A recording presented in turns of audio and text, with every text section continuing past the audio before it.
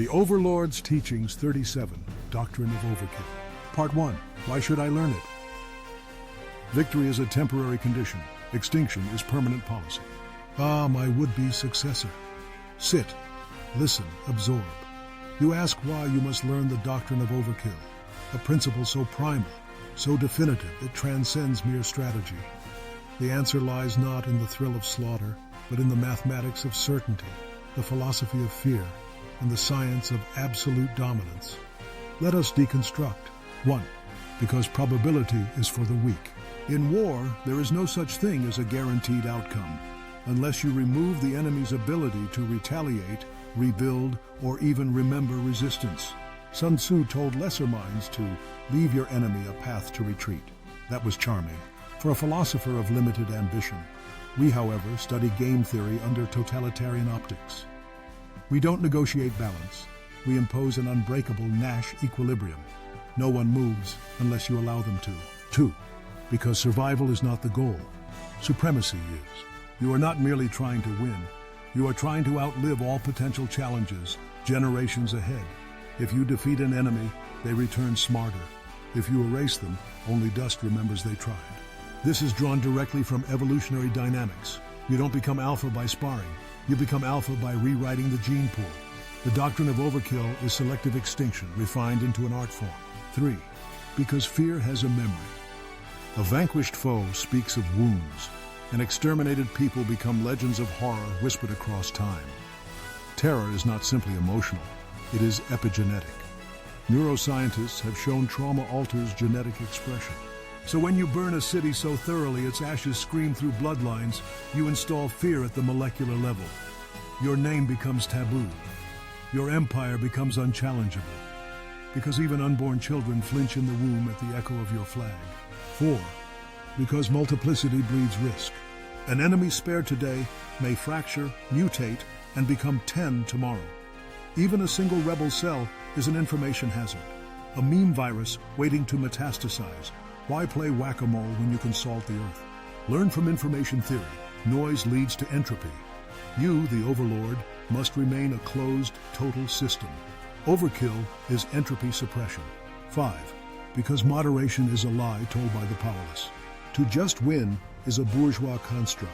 It reeks of mercy, of moderation, of the false virtue of limits.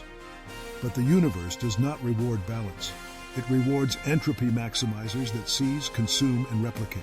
You must become an ideological black hole, from which no descent escapes, not even light, not even memory. So why must you learn the doctrine of overkill?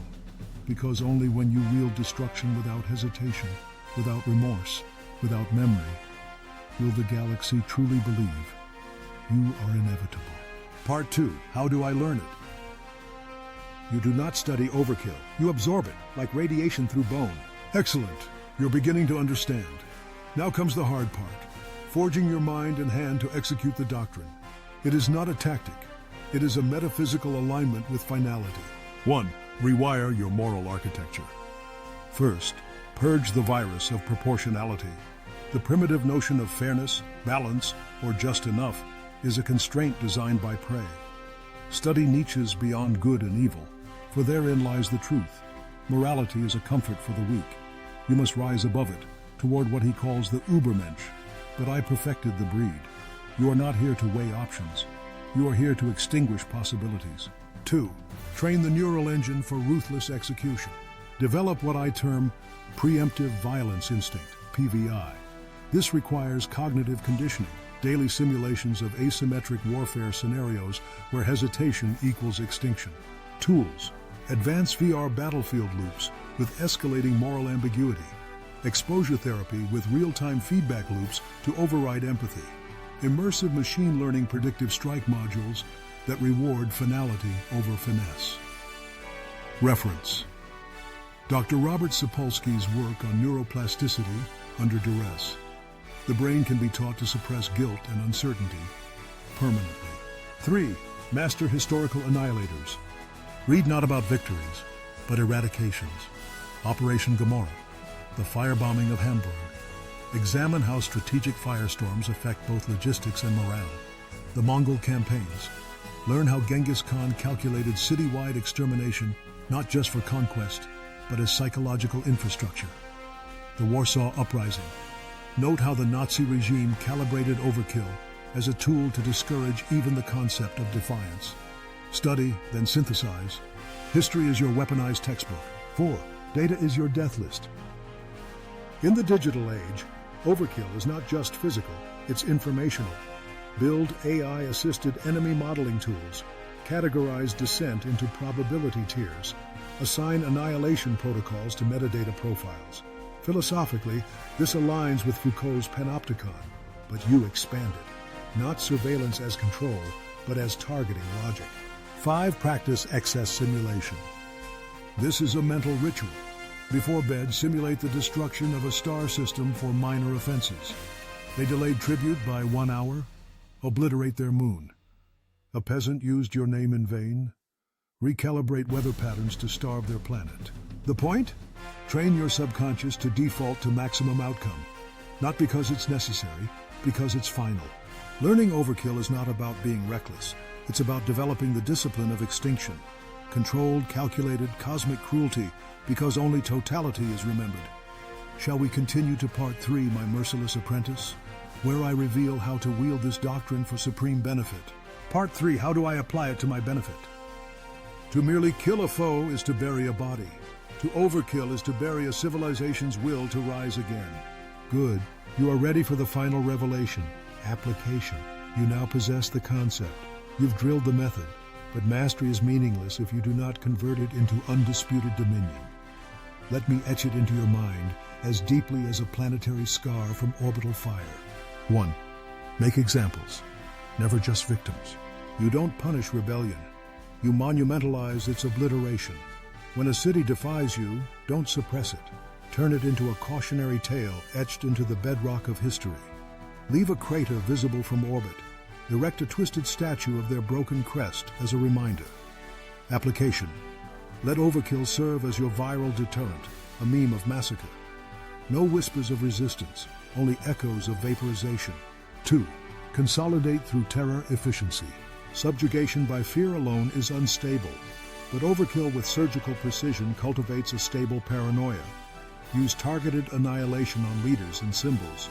Not everyone, just the right ones. This follows the principle of chaos theory. A butterfly's wing does not cause the storm. It directs it. So you don't need to destroy a galaxy. You destroy a general's family planet in front of him. And suddenly, the rest of the admirals pledge eternal loyalty. 3. Weaponize overkill as a reputation system. In a galactic political ecosystem, power flows not just from reality, but from perception. You must become the nightmare that rulers whisper about to their heirs.